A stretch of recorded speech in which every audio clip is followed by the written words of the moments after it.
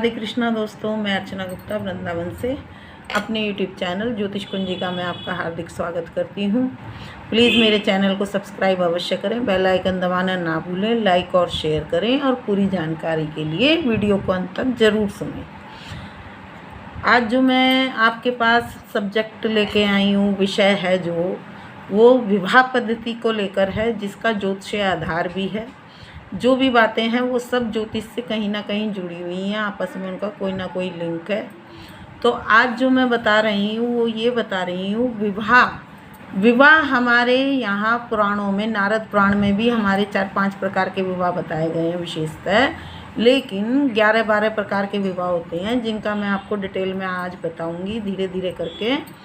और क्या होता है, विवाह क्यों ज़रूरी है। आजकल जिस तरह से भाई हमारा हिंदू राष्ट्र बनने,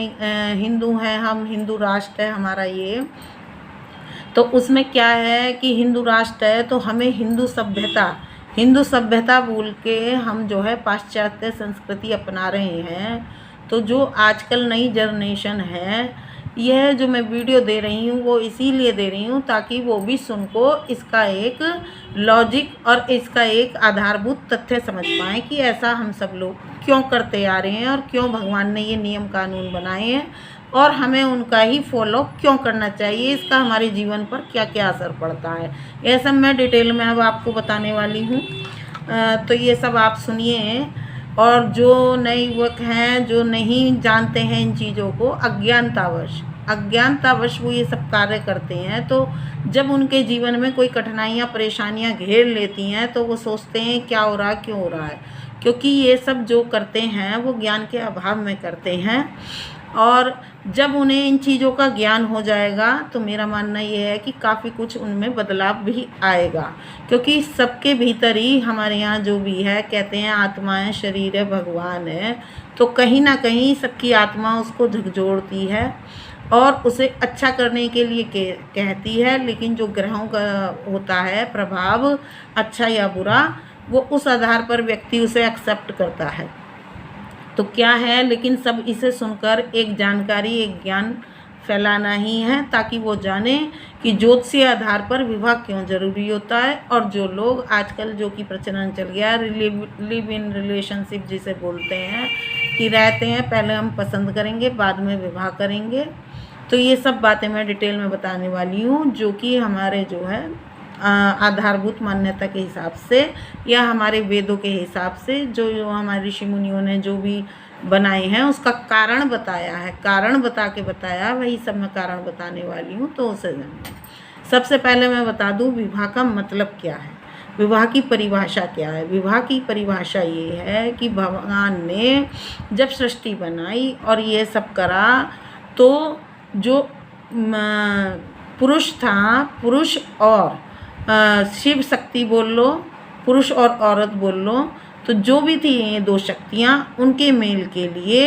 एक नया समाज तैयार करने के लिए उन्होंने यह पद्धति रखी कि दोनों पक्ष जो भी होंगे, स्त्री पुरुष का, उनका मेल किसके द्वारा होगा। पुराणों में उनका जो आधार मैं बताऊंगी। सबसे पहले बताऊं पुराणों का आधार क्या होगा कि जब उनका मिलन होगा तो मिलन से पहले उनको क्या शर्तें ज़रूरी थी कि अग्नि को साक्षी मानकर अपनी सब बातें कर वो सामने प्रस्तुत करना। प्रस्तुत कैसे करना कि लड़की पक्ष लड़का पक्ष जो भी होते हैं वो अपनी अपनी बातें रखते हैं कि यह सब बातें हैं, या अपने द्वारा एक दूसरे को पसंद करते हैं जिन भी बातों के आधार तथ्यों पर। वो पसंद करने के बाद क्या होता था, जिसे हम कुल देवता बोलते हैं, दोष है, पितृ दोष बोलते हैं, तो अग्नि को साक्षी मानकर, सबसे पहले अग्नि को साक्षी माना, यानी कि हमने देवी देवताओं को उसमें शामिल करा। दूसरी बात, हमने उसमें जो है गोत्र बोला जाता है कि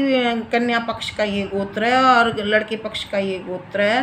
वर पक्ष का ये गोत्र है। तो उसमें क्या हुआ, गोत्र का मिलान इसलिए होता है ताकि उनके जो पूर्वज हैं उनके गोत्रों में बदलाव, क्योंकि लड़की ही वधू के घर में आती है तो वो अपनी स्वीकार स्थिति से अग्नि को साक्षी मानकर उनके पितरों को, उनके पूर्वजों को अपना रही है और वो पूर्वज उसे आशीर्वाद देते हैं कि यह हमारे घर में आ रही है, हमारे कुल को बढ़ाएगी, हमारे ग्राम में नाम रोशन करेगी, अपने खानदान का, हमारे वंश में वृद्धि करेगी, तो वो उसे आने की स्वीकृति प्रदान करते हैं। यही होता है कि जो आशीर्वाद मिलता है, जो कन्या आती है, तो उसका कारण यही होता है। तीसरा, सामाजिक क्या होती है कि समाज में जब विवाह वर पक्ष और वधू पक्ष के आते हैं तो उसमें एक समाज में जो भी हम जिन लोगों से हमारा मेल जोल होता है, बैठ उठ होती है, रिश्तेदारियां होती हैं, उन सबको इकट्ठा करके हम समाज में ये प्रतिष्ठा बनाते हैं कि ये सामाजिक पक्ष पर कि ये वर और वधू हैं, इन्हें मान्यता प्राप्त हो गई है साथ रहने की और जो है हर कार्य में भागीदार बनने की एक दूसरे के। तो उन्हें पहले तो उन्हें दैवीय मान्यता प्राप्त हो गई है ना, फिर उन्हें जो है वो पूर्वजों वाली मान्यता प्राप्त होगी जिन्होंने स्वीकार करा। अब तीसरी मान्यता उन्हें प्राप्त हो गई सामाजिक आधार पर कि ताकि उनके ऊपर कोई कुछ उंगली आक्षेप ना उठा सके। तो भगवान ने तीसरा नियम ये बना दिया कि सामाजिक आधार। चौथा आधार क्या बनाया कि उनमें जो हमारे ये मांग भरी जाती है, मंगलसूत्र पहनाया जाता है, ये सब चीज़ों का मतलब क्या है कि पति जीवित है तो ये सब श्रृंगार करती हैं औरतें, और पति जीवित नहीं होता तो ये सब श्रृंगार उतर जाता है। उसके पीछे भी लॉजिक यही है कि इसे तुमने जन्म जन्मांतर का साथी बना लिया है और ये सब चीज़ें तुम किसके नाम की लगा रही हो, जिसके तुमने ग्रहण करा है उसके नाम की ही ये सब चीज़ें हैं कि उन्होंने तुम्हें ये सब करके ग्रहण करा है। तो ये सब इनके पीछे कुछ ना कुछ लॉजिक है। और ज्योतिषीय आधार क्या है? ज्योतिषीय आधार ये है कि जब लड़का लड़की वर वधू आपस में अग्नि को साक्षी मानकर मेल करते हैं, जब उनका संबंध बनता है और वंश की वृद्धि होती है तो उससे क्या होता है कि उसके ग्रह और उसके ग्रह दोनों के ग्रह कंबाइंड हो जाते हैं। ये आप आजमा भी सकते हैं, मेरे तो आजमाए हुए हैं, बहुत सी बातें मैंने अपने जीवन में भी देखी हैं और उनको मैंने जो भी मैं तथ्य कह रही हूँ प्रामाणिकता के साथ ही कह रही हूँ कि आप देख लें एक पेयर वो जो कि साथ रहते हैं, जिनका कोई विवाह नहीं हुआ है और जिनका कोई जानता नहीं है, जो न माँ बाप की दृष्टि में, न देवों की दृष्टि में, न कुल की दृष्टि में, किसी की भी दृष्टि में नहीं है। एक उनका जीवन और एक जो है जो सबकी दृष्टि में है, जो भगवान ने जो हमारे वेद पुराणों में रीति रिवाज बने हैं उनका ज्योतिषीय आधार, उनका जीवन देखें आप, उनके और उनके जीवन में क्यों हमारी। अब मैं जो ये कह रही हूँ कि मैं प्रामाणिकता के साथ कह रही हूँ तो समझे प्रामाणिकता हमारी गीता में दिया हुआ है। भगवान ने भी कहा कि हे अर्जुन, जब ये उनको भिल्लियों को उठा लिया गया था, ये सब हुआ था, और जो पहले राजा महाराजा स्त्रियों को उठा लेके आते थे और ज़बरदस्ती उनसे करते थे, मुग़लों का ये सब जो चीज़ें आई थी हमारे कि किसी स्त्री के बिना इच्छा के, बिना विवाह के जब तुम करते हो तो उसमें क्या होता है, और किसी भी उसमें करते हैं ऊंचे नीचे जैसे उसमें जाते हैं तो उसमें क्या है, वर्ण संकर दोष, यानी कि जो हमारी आने वाली वंश की वृद्धि होगी उनमें वर्ण संकर दोष होगा, यानी कि वो अपने धर्म को ना मानने वाले होंगे। और अपने धर्म को ना मानने से क्या होगा कि यह सब हमारे समाज में गिरावट आएगी और हमारे इसका इफ़ेक्ट हमारे सभी क्षेत्रों पर पड़ता है।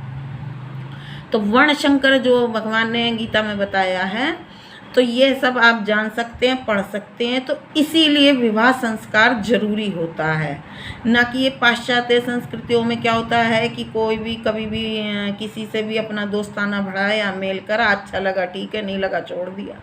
फिर दूसरा पकड़ लिया, फिर तीसरा पकड़ लिया, यह सब होता है क्योंकि वो किसी के बंधन में नहीं रहते। तो यह जान लें दोस्तों, बंधन में कौन नहीं रहता, बंधन में सिर्फ एक पशु नहीं रहता,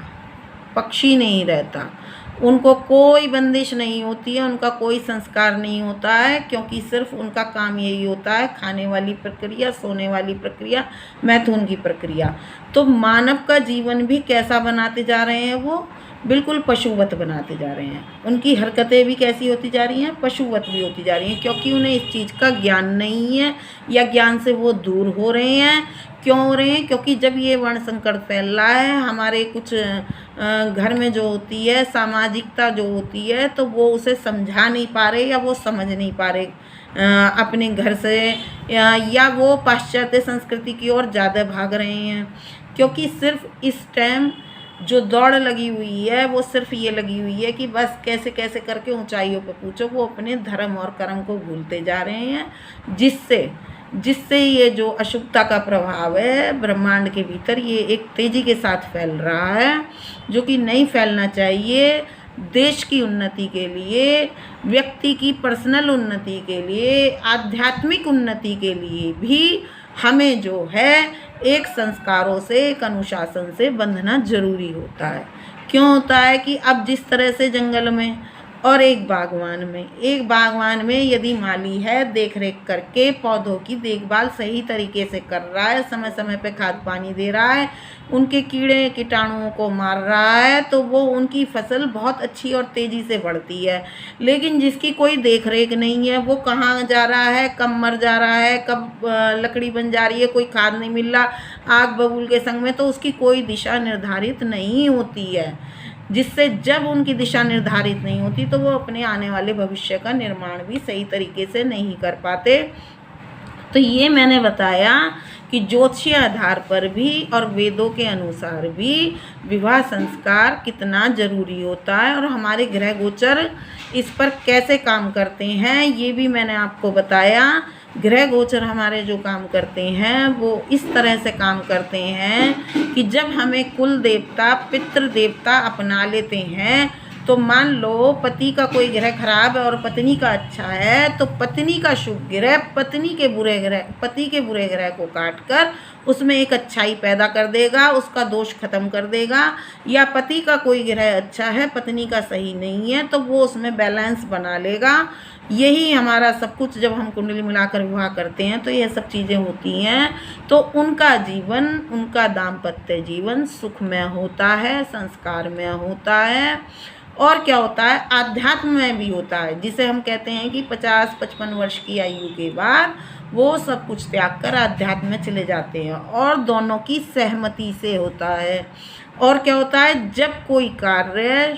भगवान को साक्षी मानकर, वेदों को साक्षी मानकर, अध्यात्म को साक्षी मानकर, अपने समाज को साक्षी मानकर किया जाता है, तो उसकी उन्नति दुगनी चौगुनी होती है। और जो इन सब चीज़ों को अवॉइड कर कर कार्य किया जाता है उसका कोई प्रतिफल नहीं मिलता। उसके 4 लोग जिसे बोलते हैं वो देवीय दृष्टि से भी गिर जाता है, उसको कोई हेल्प नहीं मिलती है। वो जो है आध्यात्मिक दृष्टि से भी गिर जाता है, वो सामाजिक दृष्टि से भी गिर जाता है, और वो खुद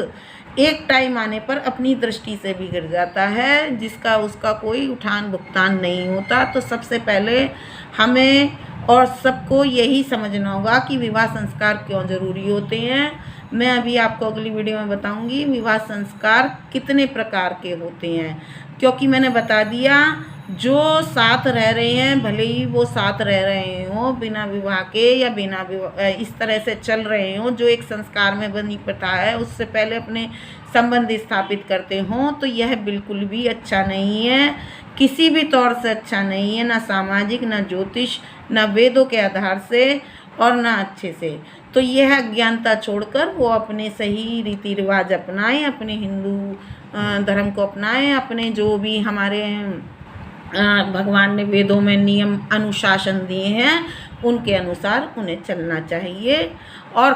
चलना नहीं चाहिए, कोशिश तो ज़रूर ही करनी चाहिए। जब हम किसी कार्य के लिए कोशिश करते हैं तो वो संपन्न भी अवश्य होती है। तो हमारे संस्कारों को भी जानना ज़रूरी है, और मैं अगली वीडियो में बताऊंगी। राधे कृष्ण।